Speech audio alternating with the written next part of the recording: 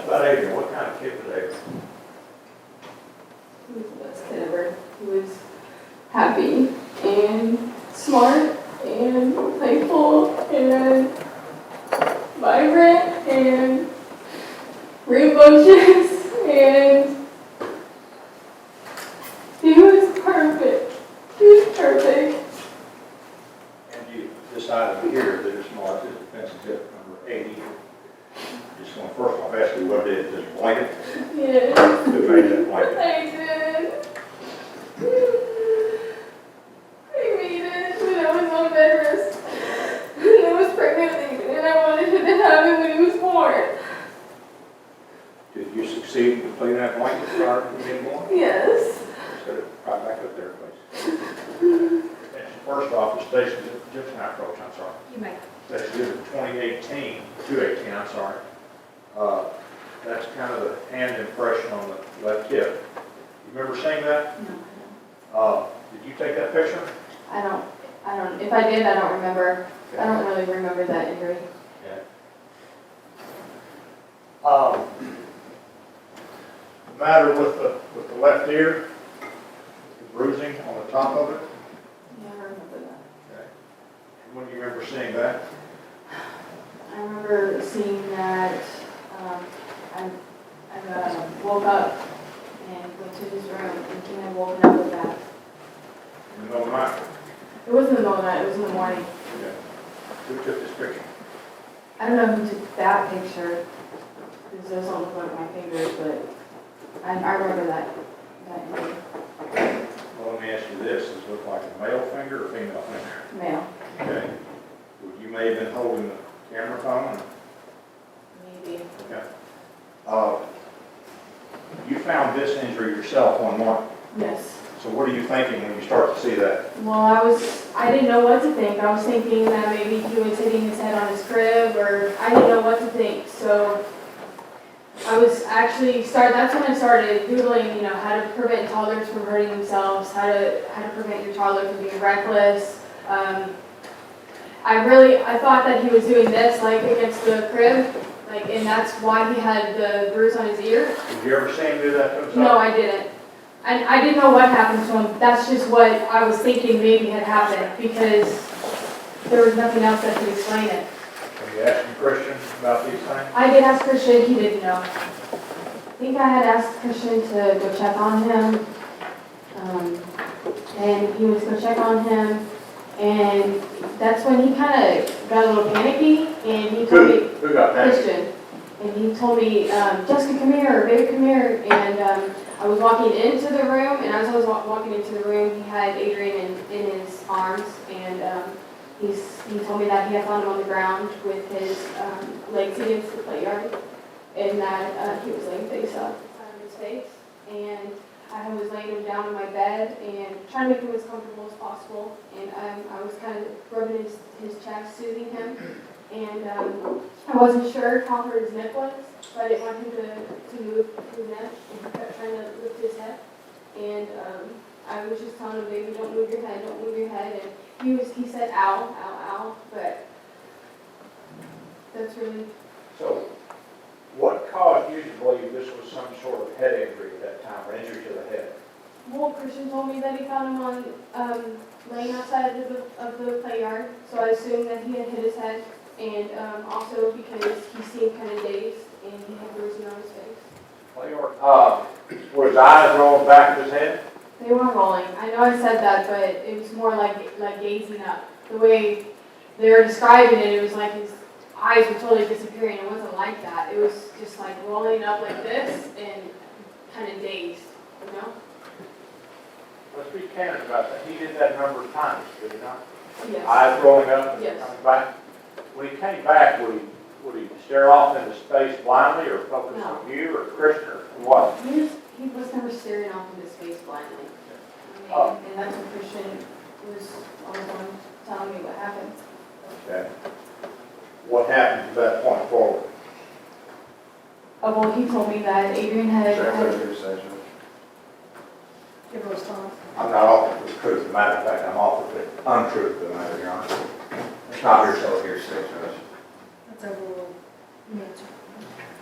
Christian had told me that Adrian had a seizure and that he wasn't breathing, and that he had called 911 and that the ambulance was there. And I was freaking out, and I had to be taken. I asked him how that happened and what was going on, and he told me he didn't know why he had a seizure. He said he was playing with him, and that he just had a seizure. He fell back, and he wasn't breathing on his own. So he called 911, the ambulance was there, and I told him to come get me immediately. Let me ask you something. Do you have any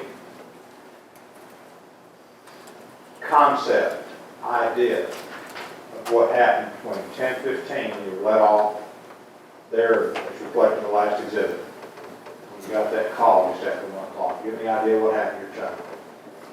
I have an idea now. What do you think happened? I don't know what happened, but I know that Christian did something. I don't know what, but I know he did something because my child was not like that when I left for work that day. There's no way that he had a skull fracture. There's just no way that he had those type of injuries that would kill him. There's just no way. The way he was responding to me, watching TV, eating the cracker, drinking, it's impossible. There's no way. You seem to see some clues. You're sitting here today charged with capital murder. And I want to know just, you wish you'd done something different? Why? Obviously, because my son died. You ever see those bruises on his trunk, rib cage? I'm sure I did. Okay. Around about December 2014, they coincide with that handprint on his thigh. Remember that? Not specifically. Was this an injury that you saw around about the fall of 2014? I don't know. It was a long time ago. Long time ago. Did Adrian have so many injuries that you can't recall the injuries that he actually had? He was a 2-year-old. He was always running into stuff. And like I said, I thought he was hurting himself in his crib. Man, in this picture, he's got bruises on his rib cage and his waistline. And I told you, I don't know how he got them. That's not from falling out of a crib or a playpen, is it? No, he's always getting bumps and bruises like that. Yeah. At what point do you get concerned and do something about it? I was concerned. That's why I was trying to figure out how he was hurting himself. You remember this bruise on his ear? Say I 273? do. And I thought he did it on the crib, and that's why I was trying to figure out what he was doing and how to prevent it. That's why I took the rails off his crib and turned it into a trolley bed because I thought that's why he was hurting himself. Do you remember him having a bruised left black eye? Yes. Okay. States 272, you remember that? Yes. That's Adrian, right? Yes. Okay. And there he's got a bruised right eye, right? That was around the time when he had hit his head, and I sent that picture to my dad, and that was later on, and the bruising got worse because. Really? Because this is from Golden's phone, not yours. No, I know, I'm saying that's around that time. You saw him with a bruised right black eye. Did that cause you any concern? It did, and that's why I sent the picture to my dad, because I was concerned. I didn't know what was going on. So did you call CPS? No! Right. John Winkler was right, wasn't he? No, John Winkler was accusing me of things out of spite. He called in bruises that he saw on Adrian, right? He told CPS that I was doing coke in front of Adrian and that there was bruises, and at that time, I did not test positive for coke. That was a lie, and there was no bruises on Adrian. Jasmine Hayes stripped him to his diaper and checked him. There was no bruises on him, and she cleared everyone. You know you could have saved Adrian's life, right? When I look back on it, yes, I know I could have. First exhibits again.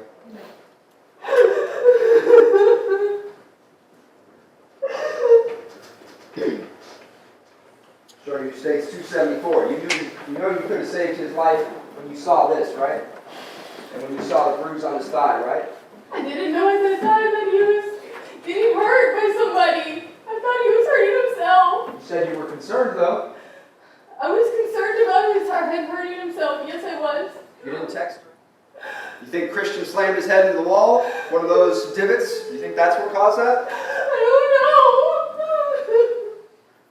Maybe a concern you might have called the doctor over? I know I probably should have, but I didn't, and I know that there was mistakes made. I know that. 15th,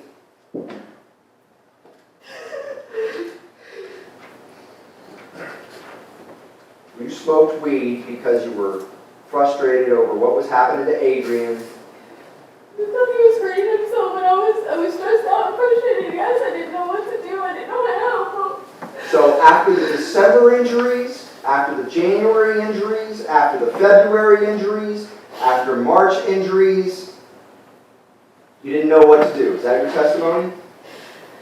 I was trying to figure out what to do, but I was actively trying to get advice from people, and I didn't know how to do it, and I was trying to. Yes, What people? I was. What people were you trying to get advice from? I was getting advice from my dad and from Golden. What about the police? Why would I call the police? I didn't know anyone was hurting Adrian. Because you didn't know what was going on, right? What about 911? What about Dr. Pokees? You know, Dr. Pokees, you heard him. He said that if he saw just that spanking injury, he'd have suspicions and do something about it. When he saw that ear, you remember him saying he would definitely take him to a doctor after that. And I told you before that I know I made mistakes. Ma'am, you're the mother of Adrian Langlais. At what point do we hold you accountable?